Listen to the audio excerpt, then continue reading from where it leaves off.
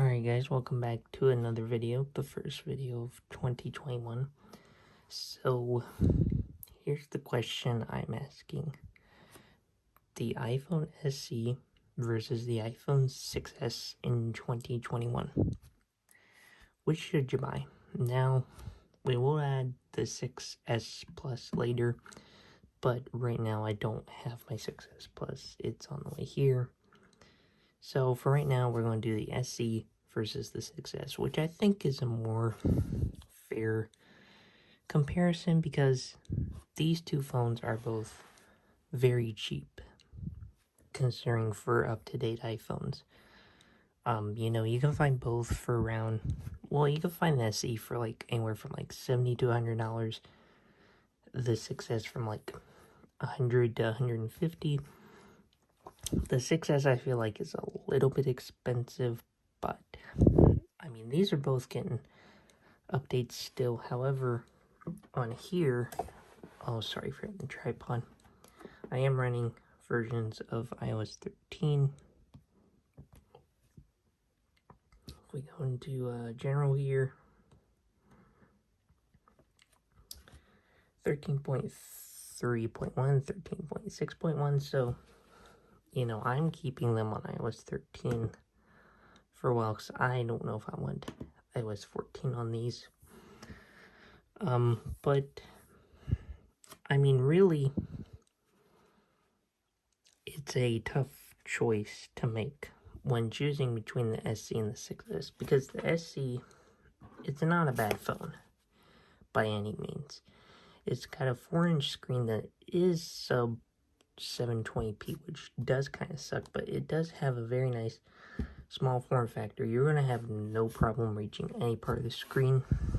The only problem is, though, if I go into the Notes app here, now, and let's say I start typing a note, the keyboard is like very cramped. And for someone like me using a big phone like the 12 Pro Max, which I'm shooting this video on, it's very hard to hold and type on such a small screen. The 6S, I feel like, is a more reasonable option, just because we've gotten used to larger phones, and now a phone like this is considered a small phone. And, I have used the 7 and the 8 as personal phones, and I liked both. I thought both were a good form factor.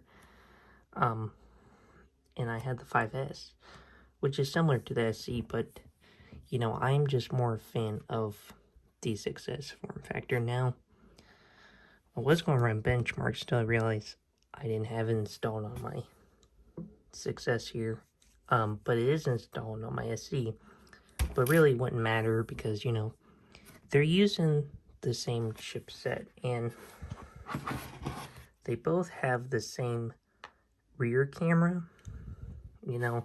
When they made the SE, they basically took the chip and the camera out of the 6S and put it in the SE. Now, it would have been nice if they would have put the front-facing camera in too, but they didn't. So anyway, we can do a speed test because I do have that on both phones. And you might see some performance gain because it's not like they updated the antenna in here or anything. It's just, they basically took 5S, put the 6S chip in it, and the rear camera. The rear camera on here sucks. It's a 1.3 megapixel, can do 720p, not worth it. I think it's 5 megapixel on the 6S is way better. But let's do a quick speed test here. So we got the same ping, but we're doing way better on download over here than on the SE. And I do typically get about 200 here at home. So 39.2 down the SE, but 196 down on the 6S, we're getting about the same speed up, which I figured, you know, I usually get about anywhere from 6 to 8 megabits per second.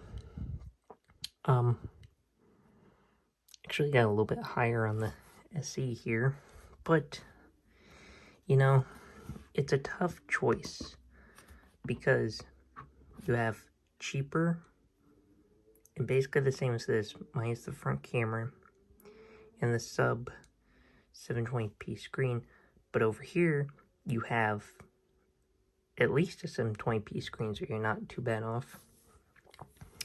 Better front-facing camera, and you have a slightly bigger display at 4.7 inches, and this is just 4 inches. But one thing I will say though,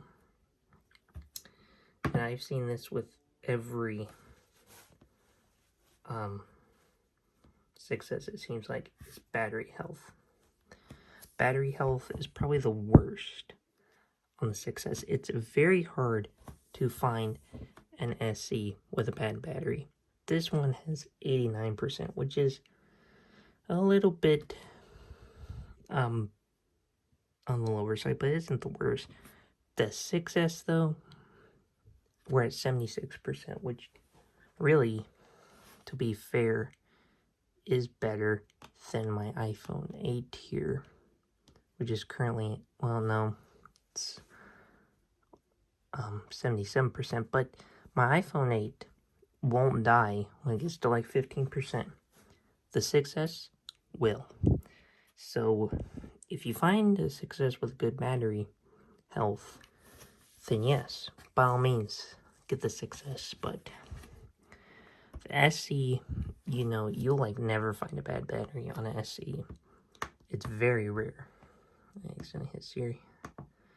Anyway, if I'm giving my personal opinion, I'm gonna go with the 6S, but the 6S Plus, because I use bigger phones anyway, and you know, I've used plus size phones, and I'm using the Max phone right now, so it only makes sense I would choose it. But if I did choose a smaller phone, I would choose the 6S, because the SE is just too small.